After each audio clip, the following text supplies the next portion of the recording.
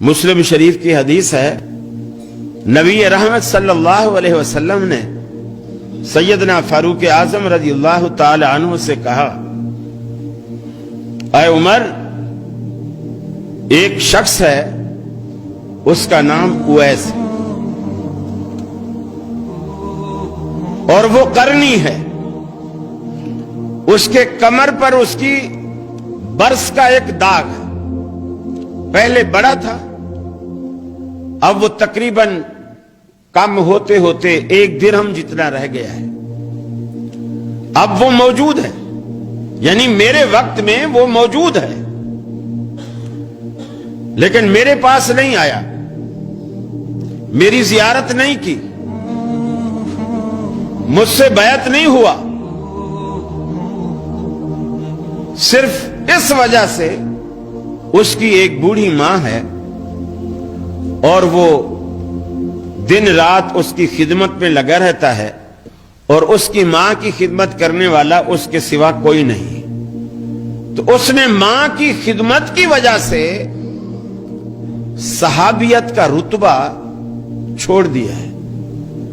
اگر میرے پاس آتا، میری زیارت کرتا، چونکہ وہ صاحب ایمان ہے، مجھ سے ملاقات کرتا، صحابیت کا رتبہ پاتا، لیکن بوڑھی ماں کی وجہ سے اس نے صحابیت کا رتبہ چھوڑ دیا۔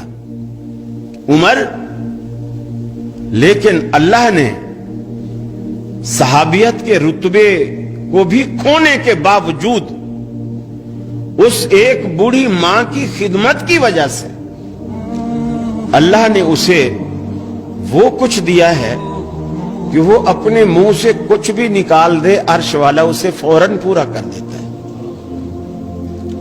عمر کو بتایا کیوں؟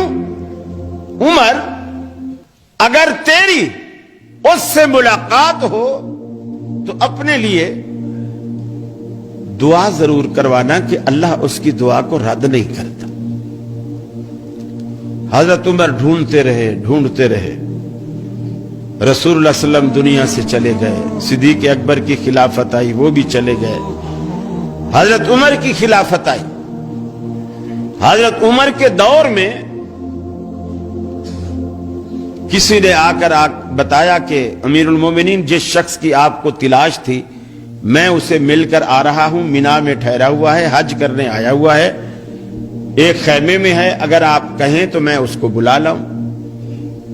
انہوں نے کہا نہیں، جس بندے کی اللہ کے ہاں اتنی او بھگت ہے کہ اس کی بات اللہ ٹالتا نہیں ہے، ہم اس کو اپنی دربار میں نہیں بلائیں گے، اس کے احترام میں خود اس کے پاس جائیں گے۔ حضرت عمر فاروق نے اس بندے سے کہا، مجھے لے چلو۔ خیمے میں گئے، ایک شخص ہانڈی چولہے کے اوپر رکھ کر پکا رہا تھا، باقی کچھ دور بیٹھے ہوئے تھے۔ آپ نے پوچھا، ایوکم اویس، ارے تم میں اویس کون ہے؟ وہ جو ہانڈی پکا رہا تھا اس نے کہا، میرا نام اویس ہے۔ فرمائیے۔ سیدنا فاروق اعظم نے اپنا تعارف کروایا اور کہا کہ میرے لیے دعا کرو۔ میں نے کہا، میں آپ کے لیے دعا کروں؟ آپ صحابی رسول، خلیفۃ المسلمین، امیر المومنین، میں آپ کے لیے میں دعا کروں؟